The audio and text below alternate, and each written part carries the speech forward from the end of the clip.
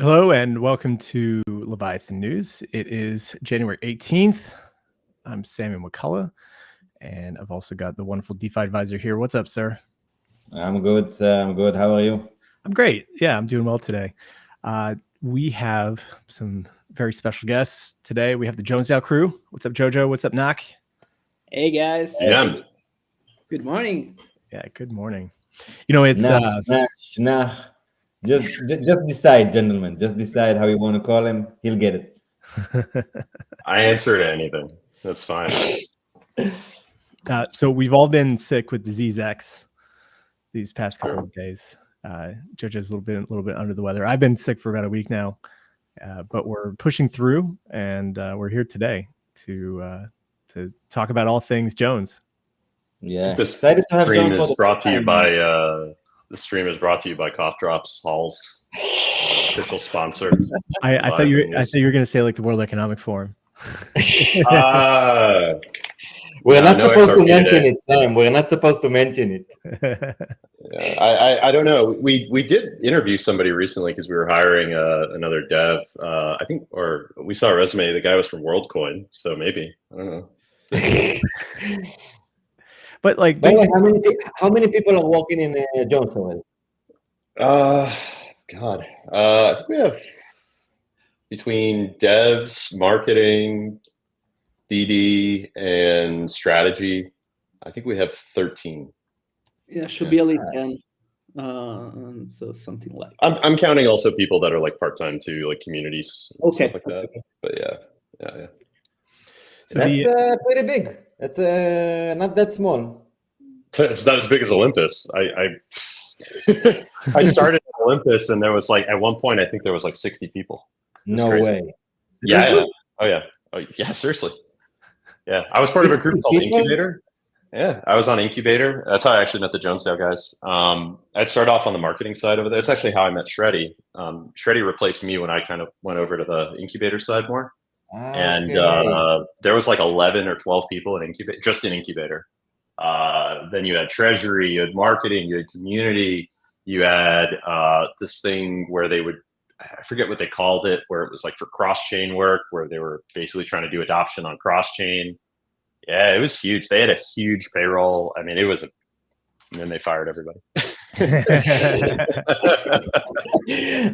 They kind of fired us as customers as well. Like it felt at least. Well, I think they're trying to turn the ship around with cooler loans, and then they've got this Peas thing. I don't know. I've been too busy to keep up with it, but everybody tells me I should look into it. Yeah, so. All of a sudden I see you on screen. I see your pics on screen. That's so cool. I did some editing magic. Wow, that's so cool, man. Wow, look at those lips. Look at those lips. Oh. I love it. By the way, you know what, Nach, maybe we can even use this opportunity to discuss this like new character. Maybe you can even say a few words, because that was probably started at the like around that time, no? When you were at Olympus, and then you moved to Jones, you say, and then I don't remember exactly when, but at some point Nutoro started with these oh my god, images, and man, they will come back. You understand that, right? These images will start popping up in the next bull market, I believe. I think so. Diamond Pepe's haven't minted out yet either, though, so you could still grab one. If Nutoro listens to this, he's gonna yell at me. I don't know. I think JoJo's picture is a lot better. I mean, look at that. There's a beautiful cow. Look at that heifer. Look at that handsome cow or ox or whatever that be. Yeah, the cow with the hair. So, true story. The first time I met JoJo, we were interviewing for somebody to help us on the strategy side. And that's where JoJo contributes. Though in a small organization like Jones, you tend to wear a lot of hats. In his case, I guess a lot of beautiful man wigs. But first time I met him, his profile picture was a Cheshire cat. And I was like, is this guy Danny? Like, he's Italian, or at least he sounds Italian. He's got the Cheshire cat going. And I was like, do you wear Crocs? Like, do you own white sunglasses? Because I don't know that we can really, like, is he down bad? Is he down bad or something? Like did Wag me fall through, or what's going on? What's a Cheshire cat, by the way? I have no idea what it means. It's from Alice in Wonderland. Yeah, the cat. Okay. Yeah. That's actually so cool. So, guys, maybe you can tell us a bit at first, because it's your first time here, like, what is even Jones DAO and how it started? Because I can tell you, like, the way I remember it, at least. I was following, like, in the early days of Arbitrum, and when I heard of it, at least, there weren't that many, dApps, like, for sure, not even close to what happened, like, ever since a few months ago or a year ago. And I was following the DopeX ecosystem. And then at some point, the Jones DAO appeared out of nowhere. And I think that they caught my attention. You guys caught my attention with I think two basic things.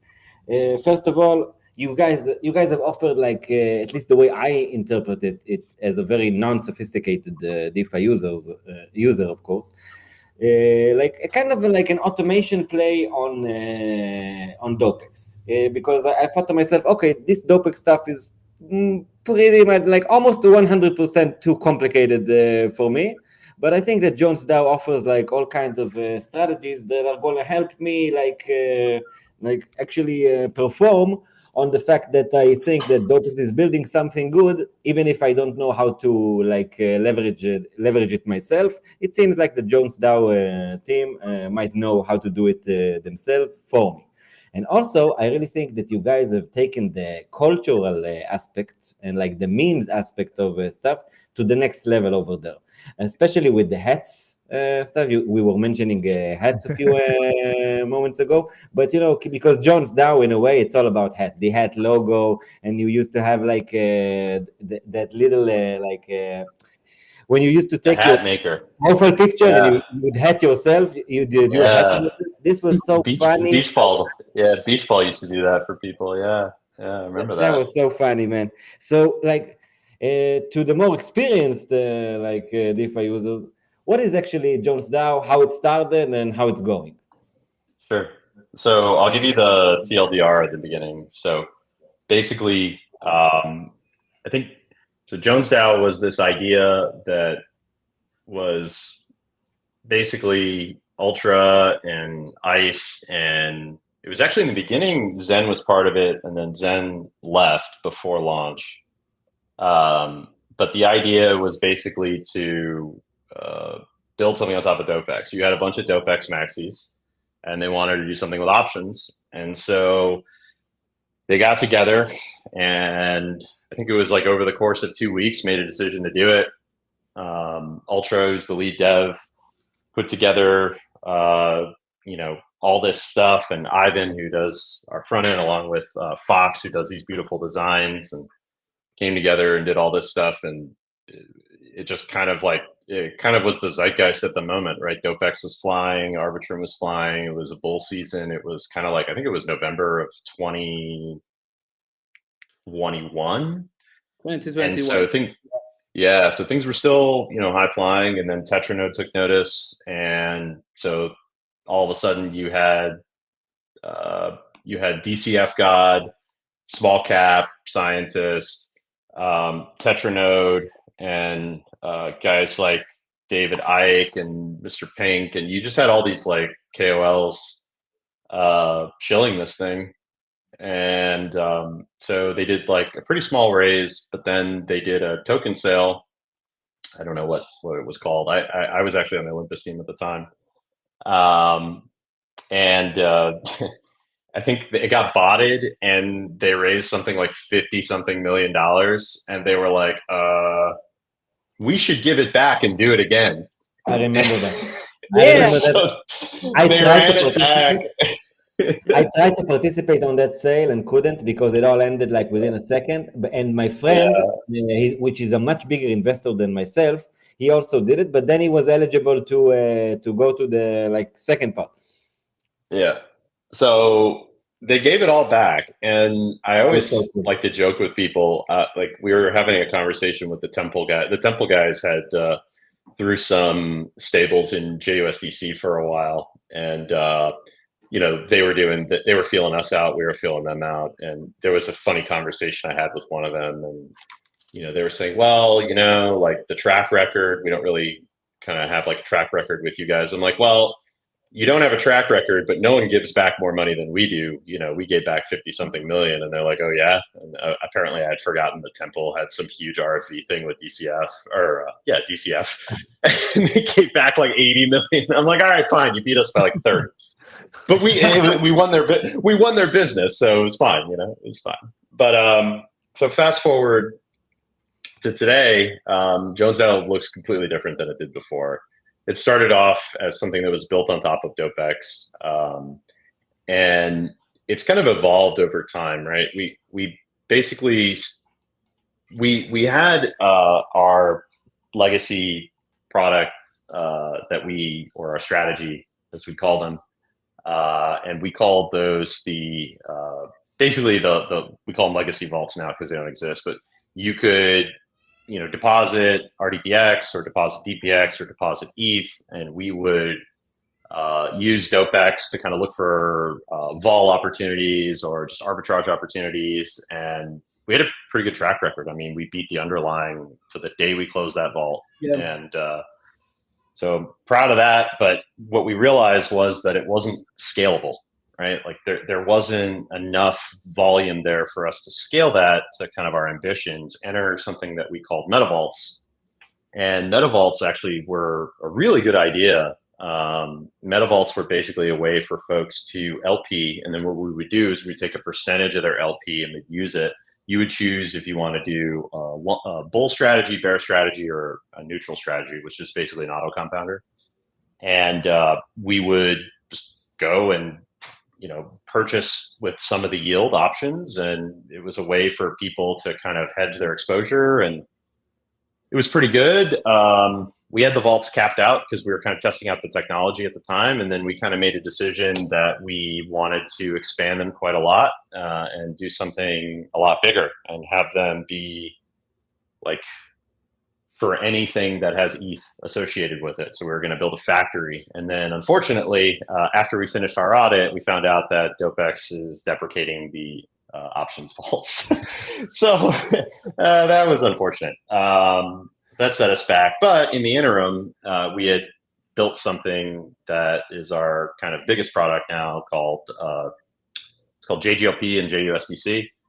And so what we basically do there, and it's been kind of the theme of Jones from the beginning, is to try and take complicated stuff and just make it very simple in a way that most people probably wouldn't want to manage it themselves if they had to, or wouldn't be capable of doing it, or just honestly want somebody else to do it for them. Maybe they're busy, maybe they just don't have time or experience, right? Like that was kind of what we always wanted to do, is make things simple for folks.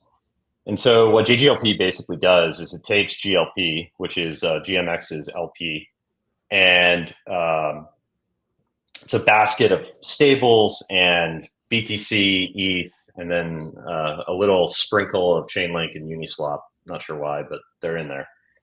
And what it basically does is, no offense to Link Marines or Uniswap people, just strange those two randomly.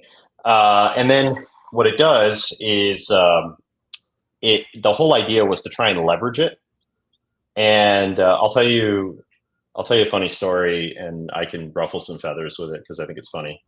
So when the vault started off, we had this idea, and we thought, like, this is a huge idea. Like, we think it's really pretty groundbreaking. We want to leverage this thing and basically get kind of it was like 0.7 the beta of ETH, but you're getting this multiplier on yields, and at the time, the historical yield on GLP was between 20 to 22%. So we're effectively getting a multiplier on that. So you're getting like a little bit less than the exposure of ETH, but you're getting all this yield. And the market had already kind of bottomed out, and people really, I think, were looking for something like this.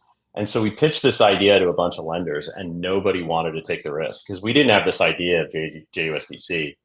And so we had pitched the idea first off to Mikey from Vesta. I don't know if you guys remember Vesta. They just went under recently. Yeah. And man, oh man, that was strange because we put this in their lap, and they were like, well, We can give you $1 million in collateral if you put up like $1 million in Jones collateral. And I remember our head of strategy basically just like left the chat, sent me a bunch of expletives in DM, and was like, "No, screw this." Talked to Abra, and Abra at the time, we probably had like 5 meetings with Abra, and we just couldn't get to like a number we were comfortable with, because we felt that this was something that had a lot of legs. And then funny enough, I think once we dissolved that, they ended up with something called Magic LP, which was their way of doing it. We talked to a bunch of other folks, but there was no appetite. And so we just said, all right, well, we got it. Whoa, whoever that was, I hope you're okay. And so what we ended up doing was we ended up building JUSDC. And JUSDC was the reason we were able to do all this. It basically shaves off a portion of the leverage yield from USDC or from GLP and uses it to pay the depositors in there. And the way that we back tested the strategies was such that the risk of having principal loss on USDC needed to be as low as possible, because we wanted people to feel comfortable in it. And while it's not something that is, risk-free, because nothing is risk-free, and we never advertise it as such, I think the team did an amazing job. And, we survived through the USDC DPEG on it. Everything performed as well. And it's been our best strategy to date. But yeah, a lot is coming this year. We have a lot of stuff that we're working on. We have so much we could talk about, specifically Jones Labs, but also our GMX product. I got to stop saying that. Our GMX strategy, we're calling JGM, which is going to be, I think, really, really great for folks that are looking for kind of the JGLP experience, but with the new GM vaults on GMX. So yeah, I wanted to just ask finish the about that. paper on that. Yeah. So like GMX, it's come out GMX v2, big upgrade. It's been, I guess, pretty impactful already. But it does change the structure of like GLP and how the vaults work, right? By moving to this like 2-sided asset strategy. So like what exactly does the GM do? Like, how do you guys integrate that into the vaults? JoJo, you wrote the paper. Why don't you tell them? I'll try to put out some details without spoiling everything, right? No, spoil it. Spoil it. No, spoil it. Do it. Everything. So, basically, the biggest difference, right, is that GLP is a bunch of coins, right, all wrapped in a single token. In here, instead, we have several pools, right? So what was the natural evolution of all of this? Recreating an experience that was similar to that, to GLP, because people really love the GLP, but with these several pools. So we are basically creating this JGM that is going to leverage in the same fashion that JGLP does, but with several pools with different weights, right? Because there was an initial reason why in GLP there is a target weight for Ethereum, for BTC, and a different type of weight for Uni and Link and so on. It's because there is indeed a price risk, a price action risk. So we are recreating something similar, but without the boundaries, right? For example, there is a pool in GMX, which is the Solana pool that currently is making huge numbers, and we don't want people to not be able to access that yield. So that's what we are creating, which makes the architecture a little bit more complex to realize, because internally we're going to have to establish target weights and weight rebalance, but we're doing it in a way that is efficient, both capital-wise, in terms of us operating the vault, and capital efficient, more than wise, and capital efficient from the standpoint of users. One thing that I have to say is that a lot of stuff was solved because, a lot of folks have created the product on GLP. One thing that created a lot of problem and not a lot of people didn't realize is that the amount of stables in GLP fluctuates a lot, really, really, really a lot, right? And we have a bunch of data, but basically it can go from 60% to 25%, which changes how GLP moves a lot. This doesn't happen, okay, with the GM tokens now, since the new open interest mechanism that GMX has put in place helps give this stabilization, and also the influx of TVL of the last few months, thanks to Steve, has really helped stabilizing that. So that is something that is gonna work even better on our side, at least. And yes, this is basically what we are creating, the same experience of JGLP, but translated on V2 of GMX, which actually means that the token is going to represent several pools and not only one. I think there's one other aspect to touch on, which is that GMX is officially not giving Arbitrum STIP to GLP because they're trying to get people to use GM. It's a more efficient model for them. Yes. So that's going to be another big part of it as well for us, which is going to be that we'll have GMX's support in different ways. Whenever the long-term STIP comes, for those that aren't familiar, Arbitrum is giving out ARB tokens because they have to. Unironically, they do have to. But yeah, it's one of those things where the whole ecosystem is being driven by the DAO and by this hype around Arbitrum, and I think it's important for them to continue supporting the projects that make Arbitrum special, especially considering that Metis is doing it, Optimism is doing a new program, you have Blast coming out, you have all these other things, but that's going to be a large part too. And we have our farms up right now. We actually just turned off for the remainder of the STIP, which ends in March, at the middle of March, or the end of March, excuse me, March 29th. We had a small barrier to entry on that farm, just to try and keep just keep mercenary capital out, but we removed it just to try and be as competitive as possible for the last few months. And so I would say that when we developed this GM strategy that, like I said, JoJo just finished the paper on, and now it's in the hands of Ultra, who I see in the audience. I think we're going to be able to attract a lot of people to the platform who are either using it on their own but want more exposure, or just want something that kind of maybe feels like the old GLP did. Because right now it's a little overweight on non-stables. So they're going to get good data. They're going to get good, good rewards out of it. And, hopefully we're able to execute the way that people have come to know from Jones.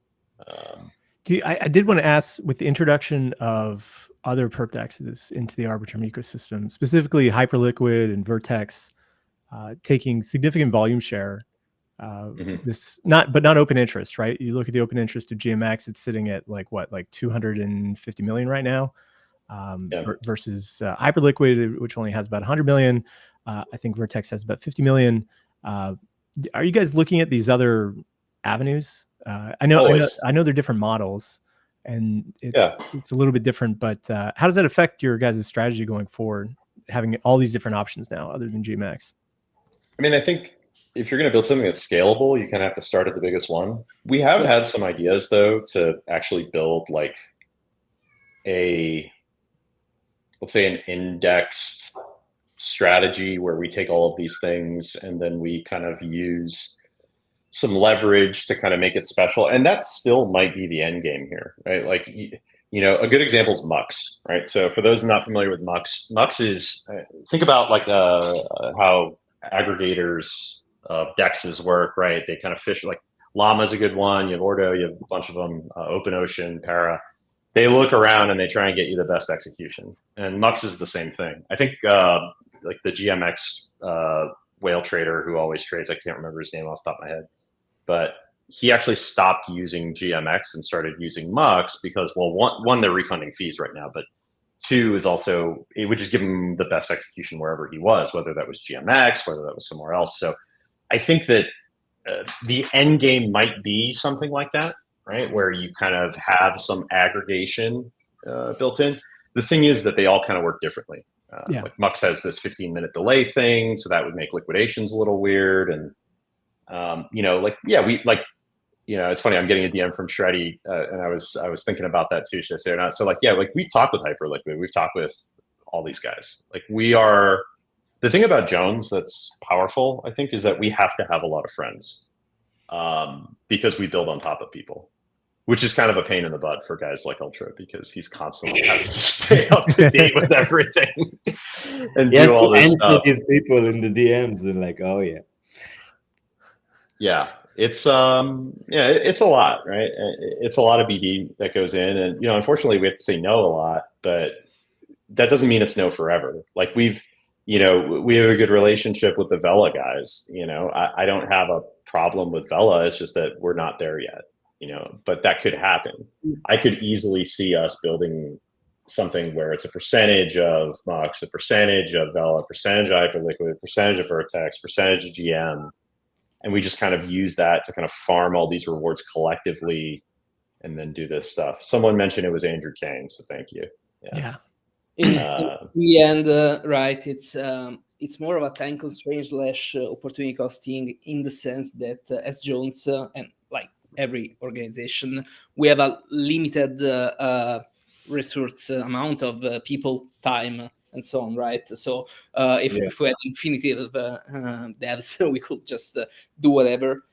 We don't, like everybody. So when you tap into a market, for sure you go for the big dog initially, right? Because as you said, the open interest is that high in GMX. Not because the others don't work, but GMX is the one that has shown the most. It's the most resilient, right?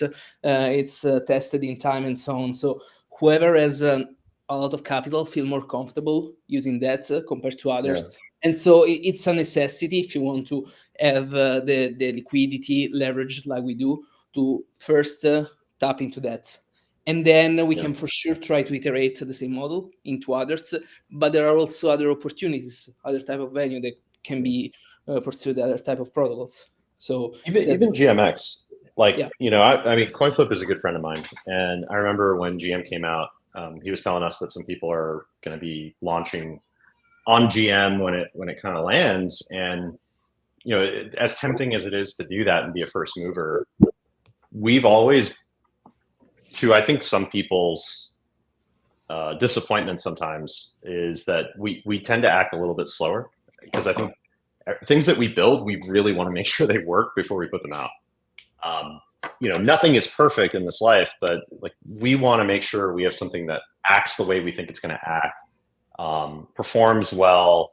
We want to make sure that we do a good audit and that things are efficient. And I think that, when GM came out, what was happening is that most of the capital was in GLP, and we didn't really know how to assess it coming to GM, because with GM, perps are different than synthetics, right? Like they have different risk tolerances. Like with what we didn't know, like what is the maximum gain loss before you're forced to close a position? How do these GM pools operate, right? Like we had a test net, but it's a lot of the stuff you kind of have to see in production. And so,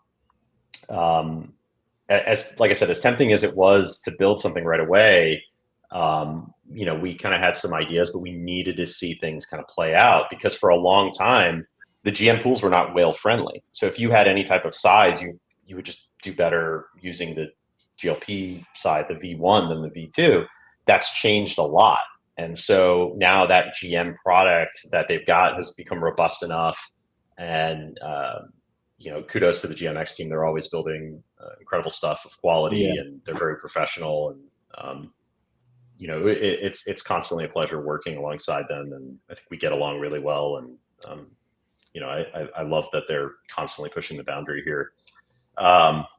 Plus, I love looking at Tano's profile picture constantly. So hating them, it's great. But no, it's honestly, we really, I hate to use like a kind of cliche, but it's like we really do like to measure twice and cut once, and that's why we were so careful. I don't know if it's a good pivot into it, but that's why we were so careful when we got into the Jones Labs stuff, and that's actually why we launched Jones Labs, is because we wanted to have a space where we could show people what we're working on, kind of test it out a bit with some disclaimers, but then really take people's temperature on it. We've had incredible feedback from the community on it, and that kind of led us to the decision about that we want to expand the V3 strategy stuff, which I think is the most interesting pivot for us as Jones, because we've always been about options. And MetaVault's V2, which we're actually working on something for it, which we can talk about, but we plan to revive it.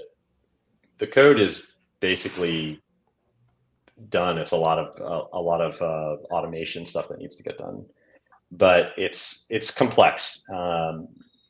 But maybe JoJo, actually, before we do that, if you're listening to this and you haven't liked or retweeted or commented or followed all of these fine folks, why are you even here? We're all here for the culture, so you should ingrain yourself and be part of it.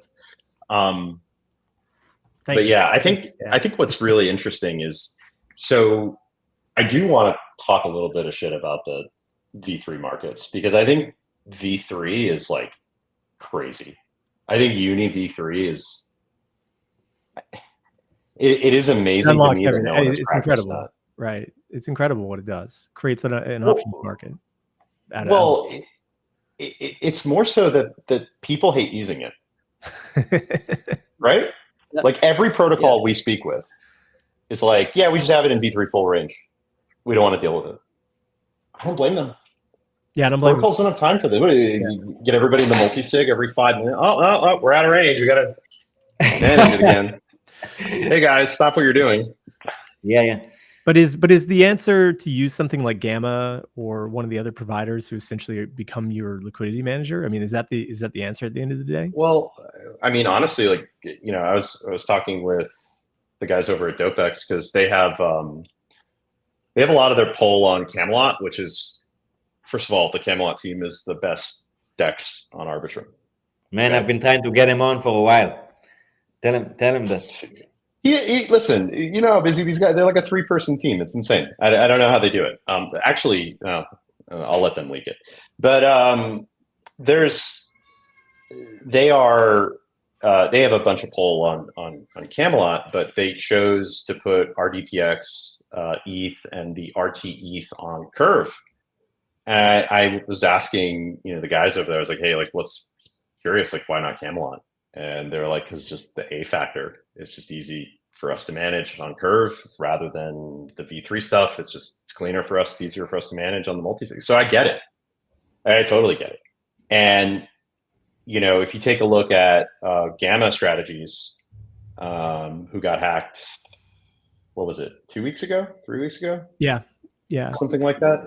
And this isn't their, this isn't their first issue, and it really sucks when people have these issues. And we've seen this across other strategies too. I think Wise the other day, which is another manager, like if you're not experienced and if you're not very careful, you could really wreck a lot of people, right? And I think that the way that Gamma got hit was that they had stable pairs, and the range of allowable movement in there was, I think, like 50 to 200% for a stable pair, which is appropriate. Basically, in case of a flash loan, they have triggers, right? When you have flash loans and stuff like that, especially stable pairs, you want to have a trigger when there is a price change that is above a certain threshold.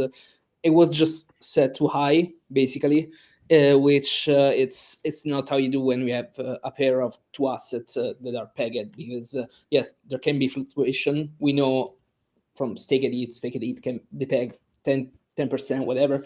But in the case of a flash loan, you don't want to allow the thing to move more than a certain percentage, right? Yeah. So basically, that was the issue.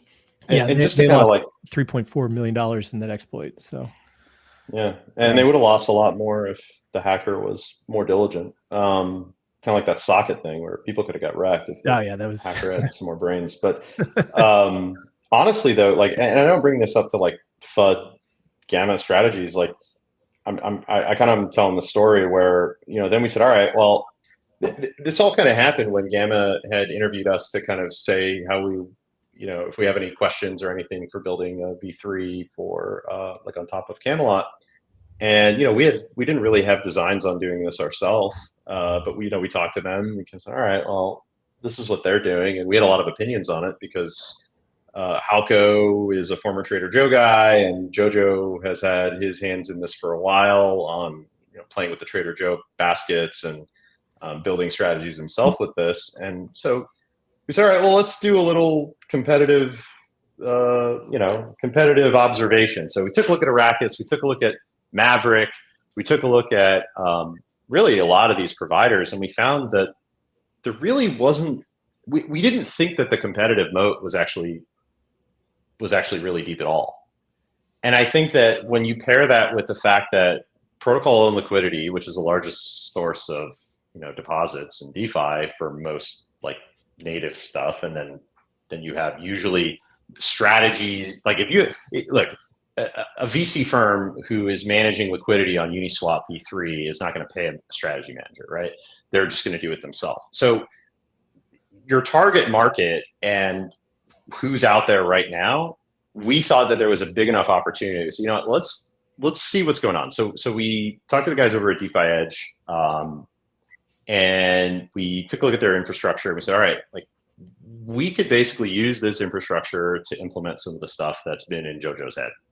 So we said, let's try it. So we did it with 3 different strategies, did it very slowly, very little marketing, and we started to kind of learn more. And so we just recently did a V2 upgrade. So now we have better IL, we have different certain permanent loss, we have just maybe like tighter stuff going on, and we're learning and we're growing. But this is where we're going to start to actually plant our flag here and say, what, like we think we have a differentiator between some of these other guys. Look, anybody can get exploited, right? Like I'm constantly amazed by new things that happen. And again, I want to say that if you were a victim of any of this stuff, my heart goes out to you because this stuff is horrible. But at Jones, for what it's worth, we've never been hacked. We've never had any type of economic exploit on us, and we're very, very, very, very meticulous and very thoughtful about how we do things. And so it's kind of with that in mind that we made the decision that we want to push forward into this. And so JoJo, who's been kind of leading the charge on this for a while, and getting in some of the most beautiful verbal arguments with our head of strategy that I've ever heard to date. But this is how we operate. It's just a bunch of like, Yes. Really, no, you have like a bunch of like, I'll be honest, like high IQ autistic people yelling at each other about math, and it's fantastic. And at the end of it though, it's like we find a middle ground, and that's how we get better, is we just literally have to pick out all of the things that we find. And the thing that we're gonna, I think, revolutionize here when we start to transform this stuff is how people actually feel the yield. Because our biggest contention here is that people don't like using V3 because they don't ever see the result. Like you see, it's like, okay, it's a 600% over 7 days. Okay, sure. How much of that was the token moving up or down? How much of that is actually trade fees? Where do I see the size of my position that's moved? How do you show performance? And there's no rule, there's no book for this. There's no like guidebook for this. There's no anything. So everything has to be built from scratch. And it's only through the feedback of our community and just our own self getting each other. And like, we have an incredible design team, incredible front end team thinking about these problems that we're going to really start to hopefully change that for folks. And so we've already made some very quiet backroom deals with folks that they're going to move their poll over to us when we're ready. And we're working on some specialized strategies. It's not just going to be what we have right now, but I would say if you are somebody that is interested in, LPing and the rewards that come with it and farming those rewards in an interesting way, definitely keep an eye on us and, compare us to others. And I think that you're going to be really hard pressed to find something better. But I don't know, JoJo, do you want to kind of maybe unpack a little bit about this? Because this is really your baby. So I want to shut up for a minute. Okay, the UniV3 LPing is complex. It's complex not only because of the technology and the math that cross over the market movement, but also to create a product that has a market fit in terms of how users want to use it, right? Because the first thing that is difficult is creating the proper accounting system. You do the LP, but how do you account for your position in dollar, in ETH, in GMX, in bananas? What do you do? Why are you doing it? Do you want to accumulate the APR? Do you want to have exposure to asset? You can use the LP, for example, as just a way to have a portfolio of two assets that constantly rebalance one to each other. It's basically a way to be, let's say you LP GMX against it. You basically have a portfolio that is composed by the two coin, and you rebalance these two coin when certain market movement happens, right? So you have a bunch of users that might have different ideas on how to use it, and you need to provide this product. And so the way we are doing it, and we are doing it in an iterative way, that's why it's in the labs, to also gather feedback from people and so on, is first creating some base strategy that should be good to be used when the user want to just sit in there, thinks the market is going to range as a neutral stance and so on. But then we're going to create other strategy more complex for people that have a different view on the market. And this is something that we also have with Metavolt, right? Metavolt is was the equivalent of the LPing with this LP product with the V2, okay? You basically had the LP on V2 plus options, but you could choose your direction. You could choose a bull vault or a bear vault accordingly to the view that you had on the market, right? And it's something that we are exploring, okay, in terms of product to give to the users for the LP as well, because while nobody likes V3 because it's complex to manage, all dexes are moving into this direction. We have seen it with the STIP, for example, with the exchanges putting the incentives on top of V3 instead of V2. Why? Because in the end, it's more efficient to have liquidity concentrated into certain range. So if you want to have exposure to this type of product, you need to be on V3. And if you need to be on V3, you need to have something, either an algo or a human, you go to a fund, whatever, that manage this position. And that's the gap that we're trying to fill here.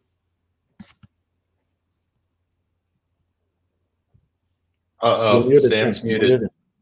Muted? All right. So, yeah, I wanted to ask about the Arbitrum STIP, guys. We're in the middle of it. We got a couple more months, couple more weeks. It's never going to end. Yeah. You think no, really, it's not. It's not going to end. You think these are like permanent incentive program that we have now? It's not short term, but like long term now. Well, I'll answer your question with a question. If I am somebody that has a significant amount of capital here, and I'm farming the Arbitrum STIP, and it's the end of March, and over on Vitalik's mom's chain, I can go over to I can go over there. And I can earn the same rewards I was earning during the STIP. Or I can take, 1,500 basis points here. JUSDC is like 63%. There's 10 million in there, just in the USDC side. Mm-hmm. Okay. So like, do I want to earn 63% or do I want to earn like 12? Okay. Or I can go over to Vitalik's mom's chain and I can get all of this Metis, which is now worth like what, $7,000 per token or something stupid. Okay. All because they're giving away. Look, Metis is the gas token. A third of the revenue is just going straight back. So they're literally saying, look, if you come to Metis, like if you're a builder, you're like, look, come to Metis, we'll pay you to be here. Well, Blast. Okay, so with that, okay, so Blast is doing it too. What else is happening? So now you have OKX launching, right? They're doing something. You also have Optimism. What did they do? They basically said, all right, this whole like thing where we vote, no, we're centralizing it. Okay. Which is honestly, no, look, it's good. All right. It is good because things happen fast. Okay. Look, if you want to make a snap decision and you want it to be a good decision, all right, unless it's Saddam Hussein, right? Like, maybe you have like 3 or 4 other guys in the room And that's all you want. You want a small committee, and then you can act swiftly and you can keep up. So that's optimism, right? So with that as the backdrop, does anybody here really think that Arbitrum is going to say, you know what, let's let this simmer for like 6 months, okay? Let's see what happens, and then let's come back with another step. I don't think so. I don't think so. Yeah, but what about this? Where free bird? Yeah, we're going to Telek's mom's house. Well, and by the way, that's not FUD on Arbitrum. That's just the reality of it, right? When the Fed starts printing money, they don't stop printing money. Yeah, that's true. Like the Avalanche Foundation literally said they're going to buy meme coins. Yeah. They're going to support meme coins into the ecosystem or something like that, like to have their own meme coins. Right. Right. Exactly. I mean, there's no reason to have a multi-billion-dollar platform and not support the builders there. Yeah. And that is what Arbitrum is going to do.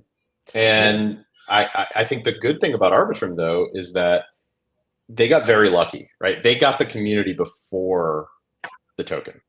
And I would just say that it wasn't just luck, you know, but I think that they weren't just lucky about it. They were like positioned to do it. And there's a reason that all these kind of like new projects and innovative projects and capital were attracted to Arbitrum first, you know? Yeah, but look, Nick Westlake, because like Peter, killer BD guys.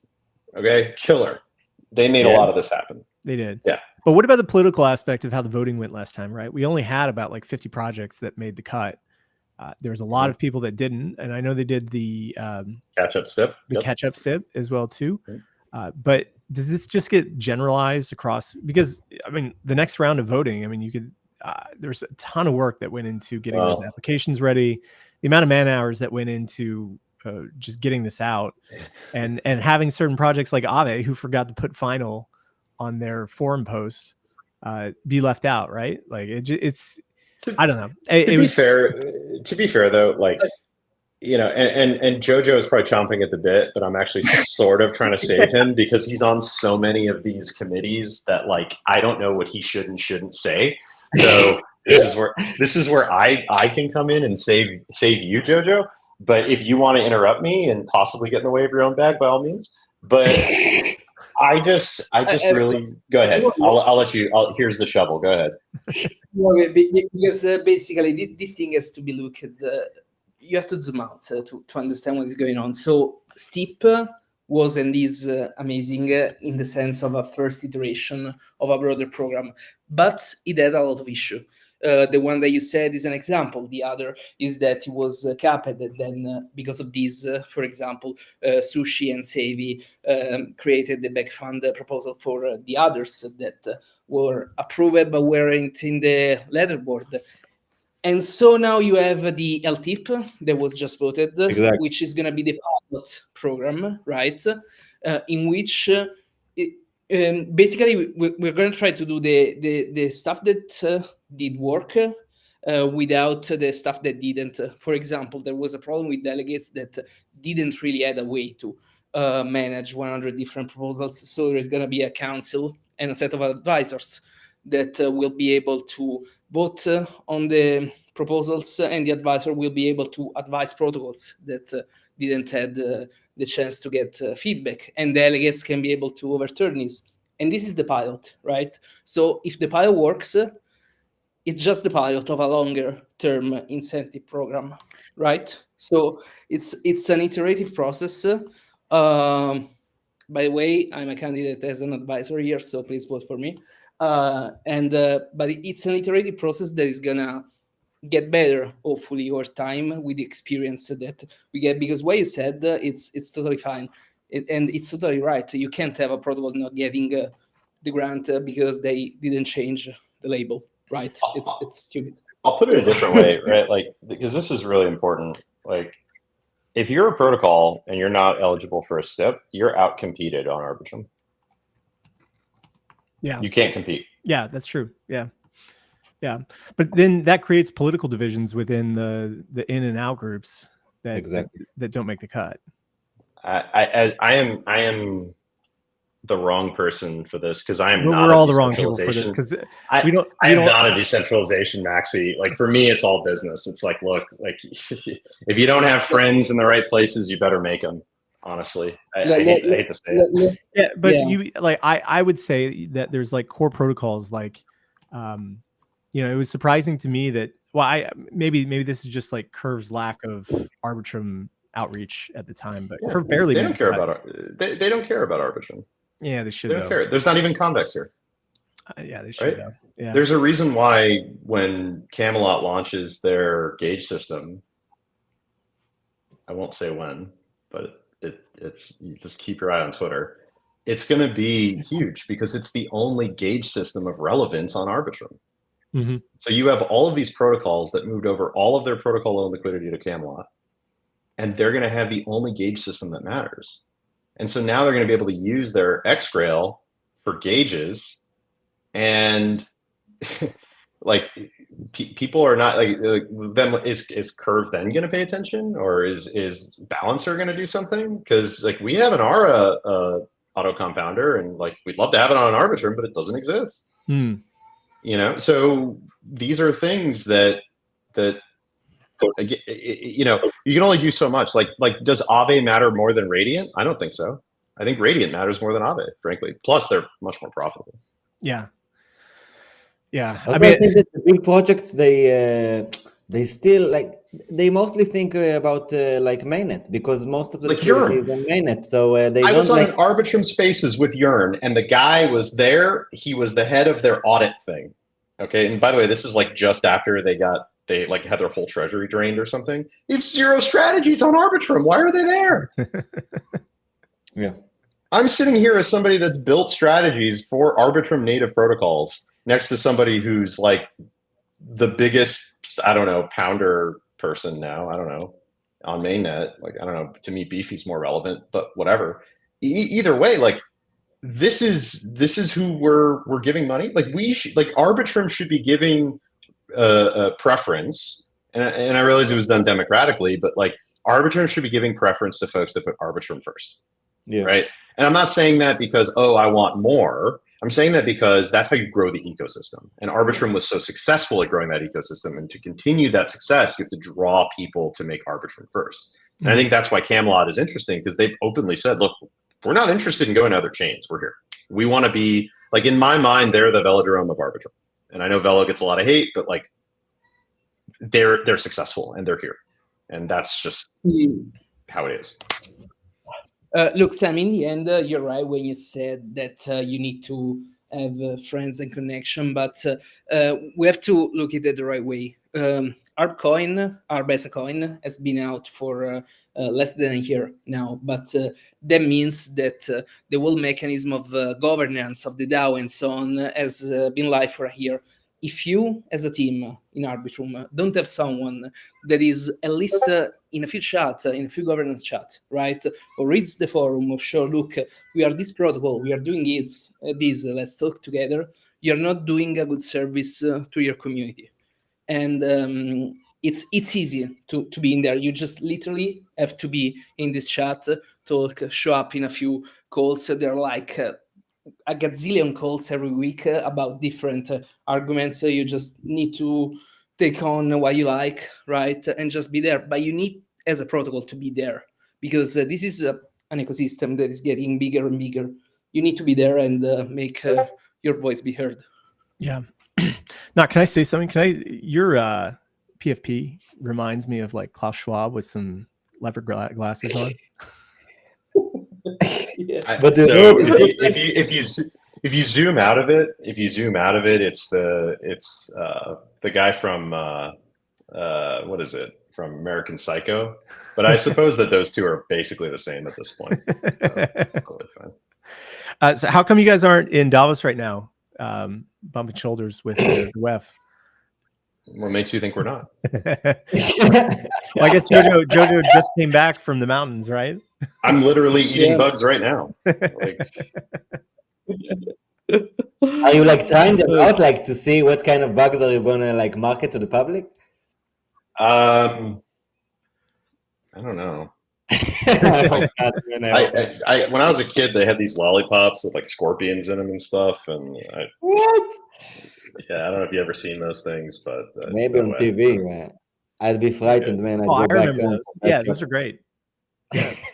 Yeah. Well, now we know Sam is a psychopath, so No, that's good. it's that like Western thing. I mean, they have them in Texas, right? Like they have them down south. They have them in Colorado as well too. So, yeah. Jeez. Yeah. Someone asked a question in the chat a while ago that I do want to answer. Let me go find it. And it was from OSS 117, and it's a question that we get often. So basically the question was, I like the team, the app, the strategies, but why the Jones token? It has no use, no voting, no DAO.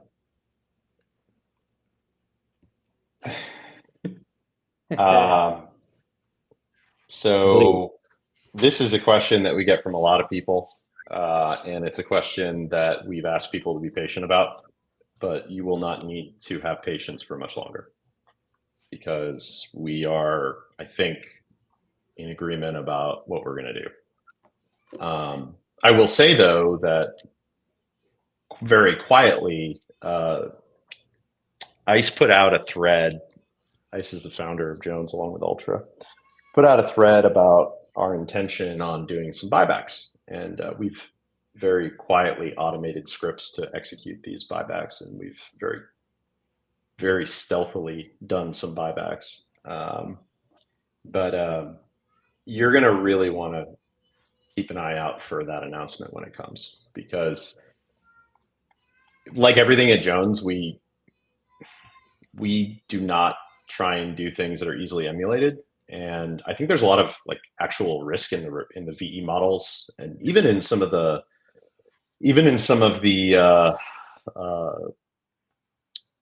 like just existing ways that folks are trying to monetize these tokens and do different things. So we came up with, I think, a pretty novel design. We think we're not ready to share it yet because we're still working through it. But we're so close, man. I mean, people are saying like pump my bags, like I'm not telling you to buy Jones. I'm not telling you to buy anything. But what I am telling you is that if you're looking for a reason why Jones is going to be an existence as a token, I think you will have an answer very soon. Can I just ask?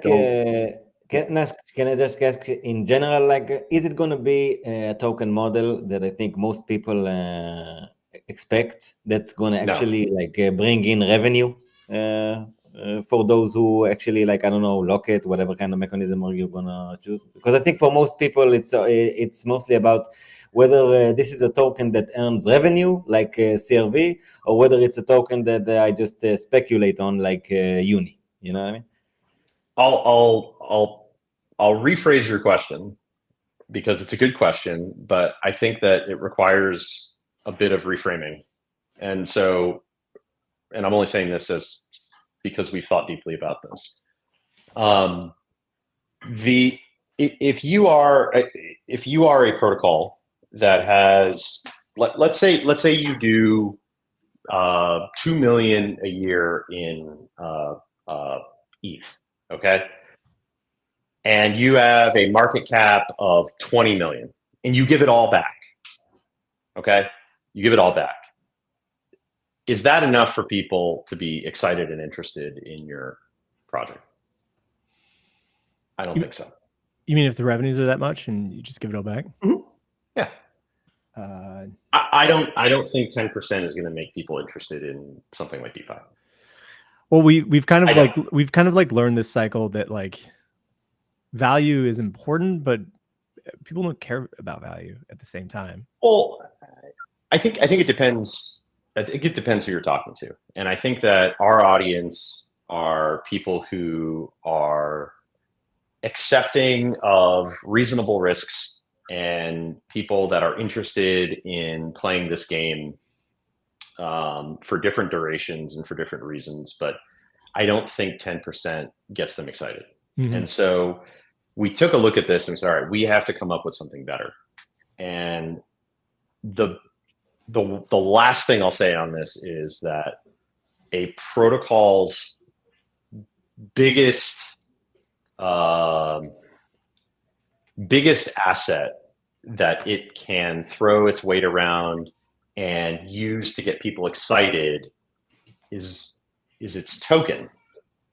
But you need to find ways to get people as excited about that token as you are, and there are different ways that you can do that where you're not dealing with 10%, you're dealing with 3 to 4 digits. That's all I'll say. That sounds pretty good. It's the only way I can say it without it giving too much away, because I don't want to say something and then we change it for like the 45th time, and then I get like a call from Plutus and they're like, Notch, can you please just tell us what you're doing? And I'm like, I don't know. I can't tell you what I don't know because we haven't agreed on anything, and we need to agree. So can you just tell us when? Soon, TM. Well, we have to. Look, we have to build it. Here's the thing, right? Here's the thing. This is the stupid thing about Jones. This is exactly the stupid thing about Jones. Our team, the strategy side, goes and we make this absolutely redacted shit that we are then like, all right, Ultra, go figure out how to build it. And then he's like, what the I don't know what I can say. So there's a bit of a process. So like we're learning a little bit about what we can and can't do with smart contracts. I know we're coming up on time here. I know we're over a bit, but yeah, I just want to say that I think that there's a lot of really interesting design space that people can do in VE models, and I think that the problem with DeFi is that most people would rather just copy stuff instead of making something that's exciting and new. Hey, so you guys are launching on Blast, apparently. Yeah. We're blasting off. We are. Yeah. So we're going to be doing some cool stuff with Thruster. That I think between Blast, Thruster, Pounder, we're cornering the meme market for sexual innuendo. But that's all of options as well too, right? Like strangle and straddle and God knows what else. Like it's all a little bit. Well, I mean, look, we're going to bring our LP game hard there. So look for JLP to be there, and then also look for something special that might feel a little bit buttery. And you know how to create curiosity, Natch. I'll tell you that. There's like the people that know what was happening know why I said that. That was an I'm sure. Like that's actual alpha. Like people know that. But yeah, you look for those two. So we will definitely be there farming the hell out of those dev points and, actually doing cool stuff. I actually really think Blast is a cool design space because everything has the stable has rebasing as value, USDB. You have the wrap stake ETH stuff. So everything there is designed to add value. So there's so much design space there. Really, really interested to see what that looks like there. Really interested. Yeah. Well, cool. Well, thanks for coming on today, guys. Really enjoyed this, and you guys are welcome to come back anytime. We'd love talking with you guys. All right, I'll see you next week. Yeah. Honestly, JoJo, did you want to say anything before? Because I know you're battling influenza part D. Yeah, just I'm a candidate as an advisor to LTIP because I want to bring I have in Arbitrum, in Questbook, in Uniswap, because I'm in all of these protocols as grant committee to Arbitrum to advise protocols how to do stuff and how to report stuff without having decisional power. So if you feel like, please go vote for me, vote for your cow of Arbitrum, because there is only one cow in Arbitrum until cow launches in Arbitrum. And yeah, that's it. Where is the vote, by the way? Where is the vote? Where do people vote? The vote is already live on Snapshot. You can go there. You select DAO as a DAO Arbitrum, and there is 2 votes right now. They're live. One for council, for which a lot of good folks are currently running. No, they're not. Just you. Nope, just you. You see that loyalty, JoJo? You see that's a loyal friend over there. No, but it's like we got two committee. One is the council and one is the advisor because the structure is complex. And He's I'm so in the nice. advisor. He's so Yeah. nice. And Just Go There is gonna last until Tuesday. So yeah, throw some hard. Make JoJo great again. I two things, and then I swear I'll stop talking. One, JoJo, just the tip or the L tip? The whole fucking thing. Yeah. Okay, and then two, what is Isekai money? What is this kind of money? He's the guy in money. Yeah, I'm already curious about that as well, but we'll get there. We'll get there as well, hopefully. I think it's boobs. I don't know. Anyway.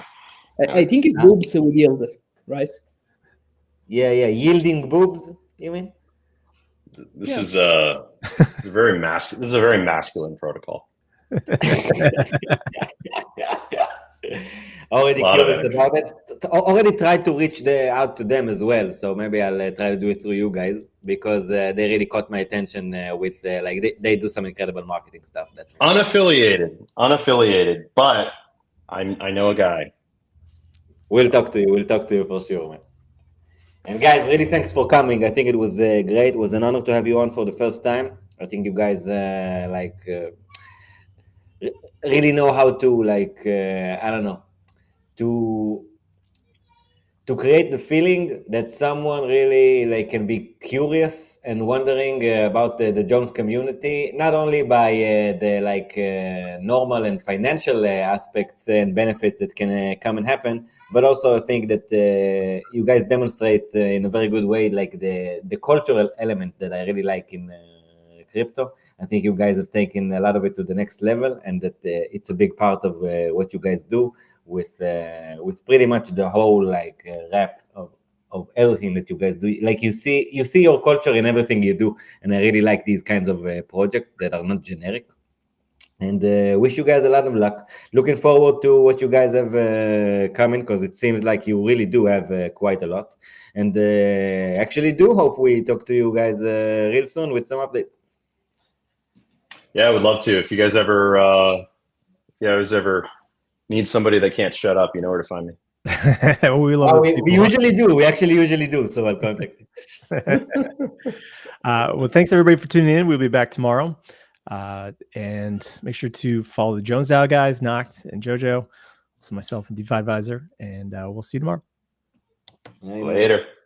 Thank you guys. It was awesome and fun. Thank you.